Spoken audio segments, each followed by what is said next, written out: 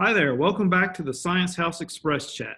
I'm Dr. Scott Reagan, the Assistant Director of the Science House, and today we are chatting with Elon Price, who is a graduate student working on a dual program, working on her master's and her PhD at attending Fisk Vanderbilt Bridge Physics Program in Nashville, Tennessee. She's working on the NASA CubeSat launch initiatives, which we'll hear a little bit more about. Elon is an NCSU physics alumni, go Pack. She also served as the American Physical Society career intern in 2018 and was featured in several APS publications. Elon, thank you for joining us. We're so excited to talk with you today. Oh, thank you for having me, Dr. Reagan. So let's begin, if you will. Just tell us a little bit about yourself and what drew your interest into this field of study. Okay, so I guess I should start with I was homeschooled, and so because of that, I had a lot more freedom to explore my interests. And I guess it all started with when I was young, I had a very curious mind, right? As a lot of young kids do. And so my mom wanted to foster that by putting me in programs and making me read books, to be honest, about famous Black scientists and engineers. And so I started to get more and more interested. I was like, oh, I want to know more. I want to do something. And so she would put me in these programs like Imhotep Academy, and that's where I really got to hands-on do something in a lab setting and use the scientific process and all that. And I was like, okay, this is fun. Like, basically, I'm playing around, but I'm also discovering things at the same time. And so then I realized, okay, this is something that I really want to do. I want to be able to use my curiosity to discover new ideas. And then I also realized that I was pretty good at math. So I was like, okay, well, how can I use something that I'm already good at? And so it wasn't long after that realization that I discovered physics. And, my dad, he's an engineer. And so he took physics way back when, but he did not really remember it. And so my mom put me in a program, she's more language arts, which is also very helpful in science, by the way. And she was like, okay, I'm going to give you to someone who can actually teach you physics. And so I started learning physics, and it turned out that it had a lot of math in it. So I was like, okay, so I've already seen this math before, and this physics stuff is really interesting. And it also describes how the world works, which is all I really wanted to know. How does the world work? And so I started getting more and more into it. And so eventually I looked up, I Googled it, and I was like, how do I be a physicist? That's literally what I Googled. And there was a lot of different suggestions. And one of the suggestions was that you should start with your bachelor's in physics, which I didn't know what a bachelor's was really. Well, I wanted to go straight to PhD, and I didn't know that you had to get a bachelor's first. So I decided to apply to college and try to get my bachelor's in physics. And so now I have my bachelor's in physics. So I'm a physicist now, and I'm going for the PhD part. But it all stemmed from that initial curiosity in how does the world work? How can I use what I'm good at to understand how the world works? That's so cool to hear your journey to how you've gotten to where you are today. I love the plug for Imhotep Academy. If folks who are watching aren't familiar with Imhotep, check out our Science House website to learn more about that program for middle school students. And I also love that you mentioned the connection to language arts, because not only have you learned how to be a physicist, and you are a physicist, but you've learned the importance of communicating, which is kind of what we're doing now to try to share with others about what physics is all about. So kind of along those lines, can you tell us a little bit about what drives your passion for sharing physics with students and their families?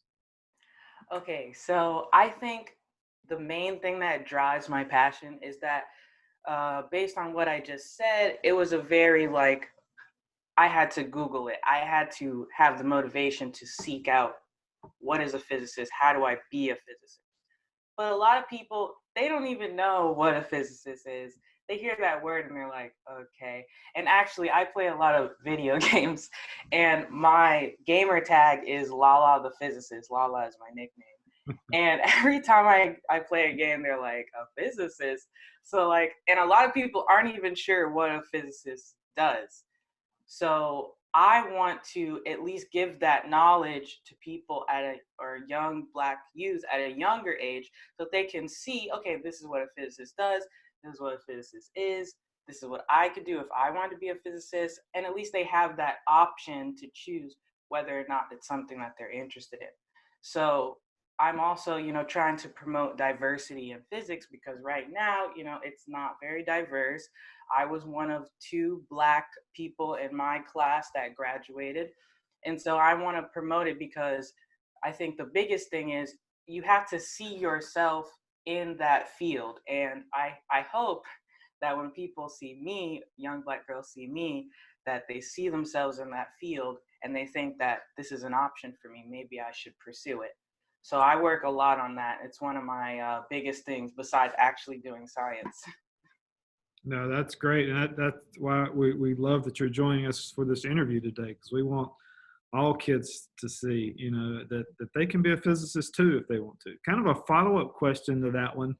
A lot of times when I talk to people about physics, they get this intimidated look. Physics, that's so hard. I can never learn that. I can never do that. That's just that subject, and all the math is beyond me. How do you respond to people who maybe approach physics with that, the content of physics with that attitude? Okay, so I can tell you, if you're taking math right now, uh, basically physicists are lazy. Okay, let me tell you. So they basically reduce everything down to the simplest possible thing, because if we included all the things in the problem, it would be almost impossible to solve. So they don't do super complex math. And even one of my favorite teachers, she said that she gets this complicated equation and she just takes it to the math department and be like, can you figure this out for me? Because physicists are not focused really on that part. They can do it, and you got to be able to. But at the end of the day, if it's a mathematician's problem, you give it to a mathematician. So you know enough math so that you can do like some algebra and some calculus, but but you're not going to be really focused on really complicated math. And you trust in the strategy of problem solving, which is one of the greatest things about physicists. Besides the fact that we can do anything, we can also solve problems, because that is literally our whole thing, is that we solve problems, and we go through a process. We take the information we're given, and then we make a guess, and then all that stuff. So you have to break it down. I tell even my classmates today, I tell them, they start going into the problem we're doing and they start trying to predict things and look, I'm like, no, don't try to predict anything. Just go through the steps, step by step, break it up, and then do each step. And it seems, when you go step by step, it seems a lot less threatening than trying to predict what the solution will be from the first time you're seeing it. So I love that approach, and I love the explaining it as physicists as problem solvers. So because that's what so much of life is about, is solving whatever problems before you. And so to hear that you approach your work in that way, it's pretty cool. So, and at the beginning, I mentioned that you work on this thing called the NASA CubeSat Launch Initiative Research Group, and that's a mouthful there. Can you tell us a little bit more about that, and what's your coolest thing that you do as a researcher as part of that group? okay, so when I applied to graduate school after I got my first degree, I had some research under my belt, and it was in detector physics. And as you can hear, detector is physics about detecting things, right? More specifically, detecting light. And you kind of get to realize, the more you get in physics, all we do is detect light, but we do other things too. But mainly we detect light, and from that light we get a lot of information. And so with the CubeSat, it's kind of cool because even high schools could participate in it. It's high schools, universities, companies, all that kind of stuff. And basically the idea is that you build this cube and it's like 10 centimeters by 10 centimeters, obviously it's a cube. And it's kind of small, too lightweight. And you want to build it off of things that you can easily get. You don't want to get like vibranium from Wakanda. You know what I'm saying? You just want to get something that you could get off the shelf. And so you build this thing, and there's all different kinds of projects, different, goals that you could have for building. And my goal for my group, my research group at FISC University, is we are trying to, okay, this is really cool, ready? So we are trying to detect what kind of materials are in asteroids. And the reason why is because a bill was passed in 2015 in the Science and Technology Committee saying it's basically a finders keepers bill, right? So it says that if we were to succeed at asteroid mining, whoever gets to the asteroid first, they keep all the materials, right? And by materials, I mean like plutonium and not plutonium, but platinum, rare earths, things that are very hard to find on Earth. They could be in these asteroids, and we can go to them in a spaceship in the future, and we could mine them, and we can use those resources to build even better technology. But the first step is we have to know what's there. Obviously, it takes a lot of time and effort and money and all this stuff to travel to an asteroid and to mine the materials. So we don't want to go there and be like, oh, okay, we're just going to see what we get. No, we want to know what we get before we get there. And so basically what I'm doing with this CubeSat is I'm trying to detect two things. I'm trying to detect gamma rays, and I'm trying to detect neutrons. Gamma rays, you might know them from the Hulk comics if you know about the Hulk, but basically they're really, really high energy light. And what they tell us is what kind of elements are in the asteroid. And you can also know what kind of elements are in the asteroid from neutrons. And so with the combined gamma rays and neutrons, then you get a lot of information before you go to the asteroid about what's inside of it. And so in my project, in the past, they had one cube that detected gamma rays and one cube that detected neutrons. But unfortunately, those don't often get launched because you have to get picked, you have to get chosen to be launched on a mission. They just put it's a little cube. So they just put it on a mission that they already were doing, and then they launched it up there, right? And you can be chosen. But the two units, like two cubes, they're not really chosen as much as one cube. You can put up to 6 cubes.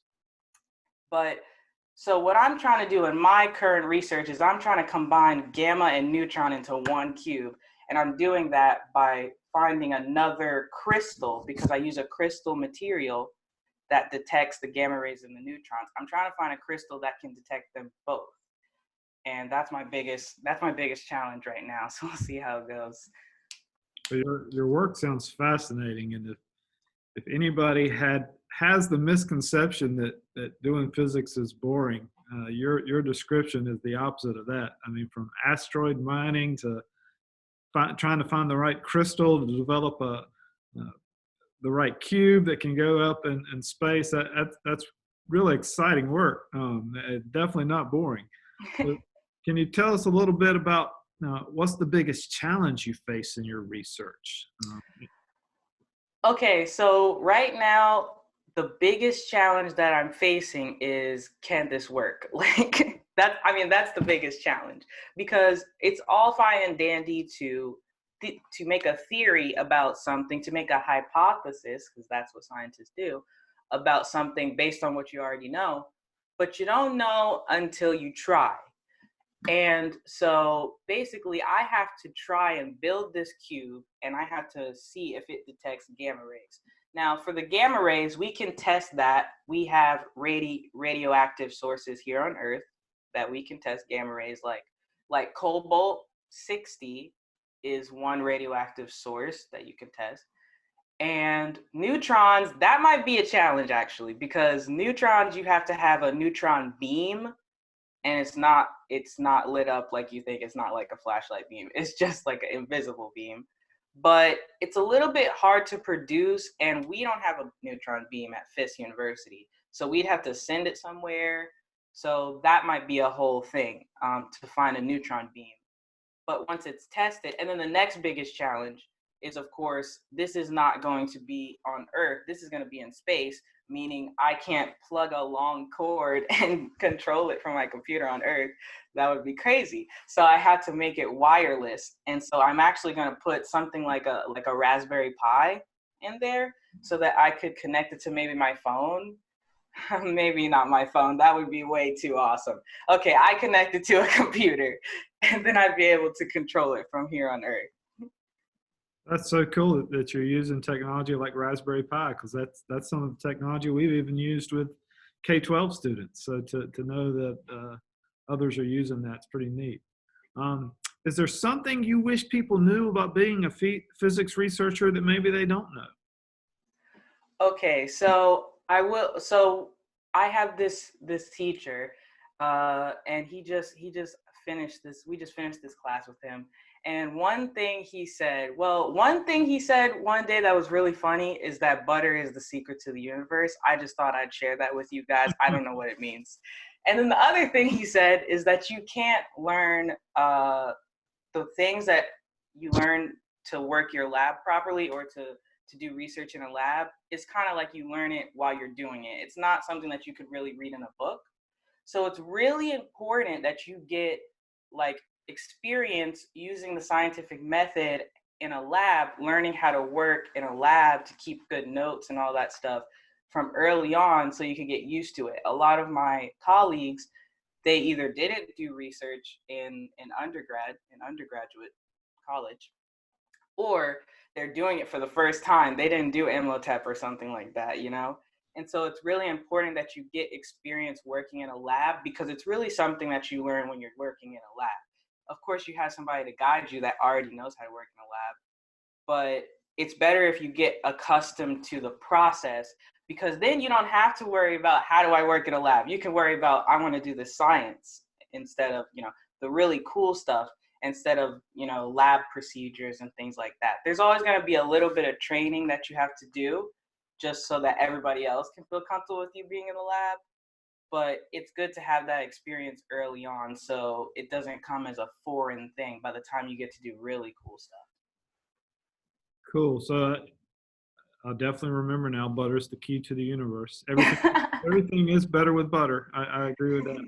So I've kind of heard you hit on, talking about working things out in the lab and trying different things. So this is kind of a follow-up question is, a lot of times when you do a physics lab and, say in middle school or high school, you kind of know the results you're going to get, and the experiment will work hopefully perfectly if you do things just right. But it sounds like in your work, you have to try things out and they fail or they don't work, and then you learn from the failures. Is that true? Can you talk about that a little bit? Oh, it's absolutely true. And in fact, you kind of want a failure. You want a failure or success, but the in between, that's the stuff that's really frustrating, because you're not sure if you're right. But if you know you're wrong, then that's great too, because it's like, okay, well, we can't do that because that's clearly wrong. And obviously you always can learn from your failures, or process of elimination. You'd be like, oh, that method didn't work. We're not going to do that anymore. And for one thing that's a good example of that from my career is when I was working with gamma ray detection. We had this big discovery that we thought was going to happen, and basically it didn't work out. But that proved that theory wrong. So now we know that theory is incorrect, and we can't use that. Even threw that in the trash. Can't use that no more. And so we moved on to another theory.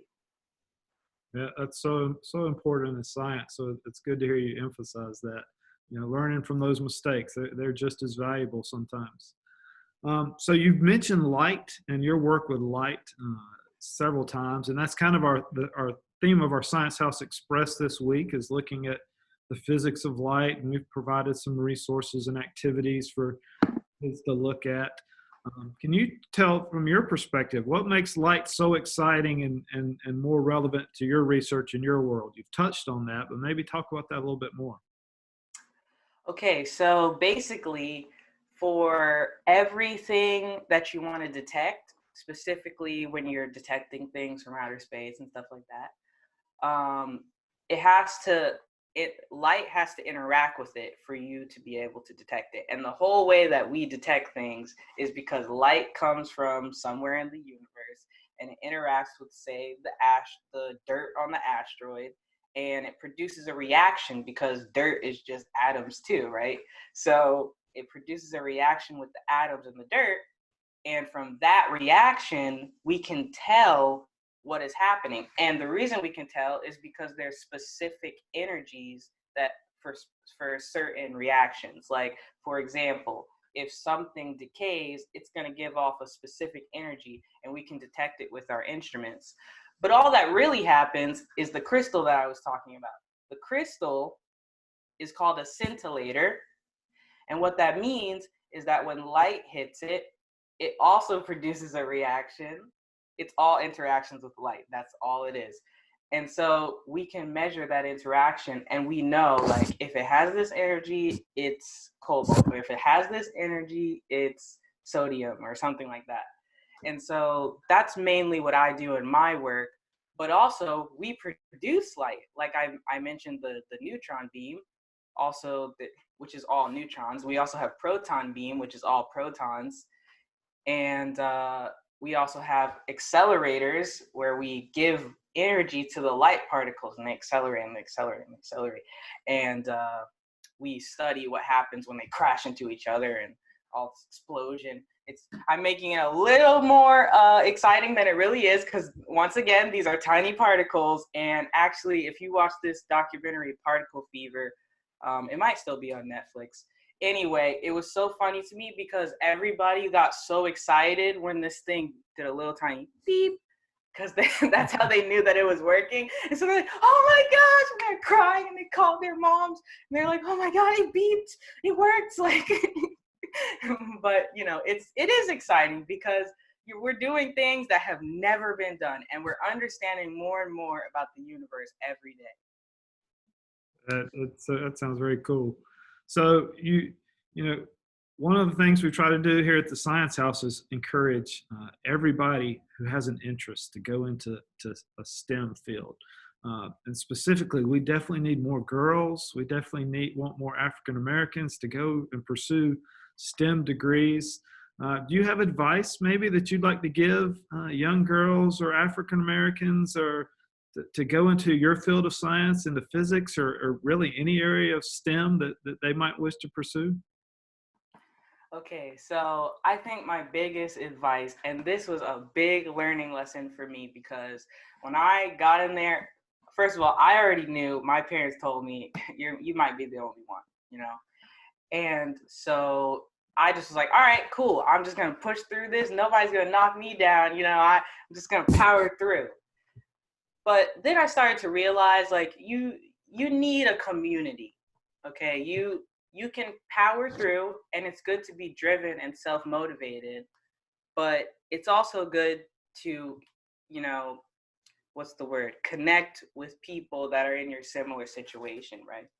And so when I was in one of my classes, my teacher was like, oh, have you ever heard of the National Society of Black Physicists, NSBP? And I was like, no. And I was a little ashamed. I'm ashamed now because I had no idea. But now that I'm like, I've been to a lot of conferences, I'm glad that I learned about it when I did. And so I was like, no, I never heard of it, but it sounds like something for me. And so I went to one of the conferences at Fermi National Accelerator Laboratory, and which is one of those accelerators that I was talking about. And when I got there, I realized, oh, shoot, like, I don't have to be the only one. There's all these Black physicists here, And even though we're all spread out, it was the most that I'd ever seen, And it made me feel like, okay, I do want to be a part of a community. I don't want to be alone. And so I think it's really important, that you find a community like NSBP, and you find a community like the African American Women in Physics. That's just a Facebook group. But, when we were in the same city, we all met up and we went and we got dinner, and it was super cool. And you find that even though you don't think that you need it, because like me, I was like, I can do this, you find that it's good to have someone there that connects with you, that understands what you're going through, that cheers you on. We're all in this together, and that also wants to motivate young Black girls so that they could also want to be physicists, maybe if they want to, and that we can increase the numbers, because it shouldn't be like this. And we're all fighting to like make sure that it gets better. But it's also important that you connect with other Black women while you're in your career so that you can have that sense of community, because it really motivates you and keeps you going more than you would think, because you think that you think that you'll be okay, and then you realize, oh my gosh, there's other Black women physicists, and then you're like, this is what I needed this connection. So I think, again, the most important thing is you have to find the communities out there for you that will motivate you, and you'll meet people that are like you and going through similar experiences. That's great advice. And from the Science House perspective, I know we're honored and privileged to have been a small part of your journey along that route to being a physicist. I know I've learned a lot today, from asteroid mining to crystals to neutron rays. So thank you, Elon, for joining us today. I've really enjoyed this conversation, and I think our viewers will learn a lot from it as well. Thank you for having me. So I hope you've enjoyed our chat with Elon Price. Next week, we'll be speaking to another great scientist, so be sure to join in. Until next time, be sure to like and subscribe to our channel. Additional information can be found in the description box below. Thank you for watching our Science House Express chat. See you next week.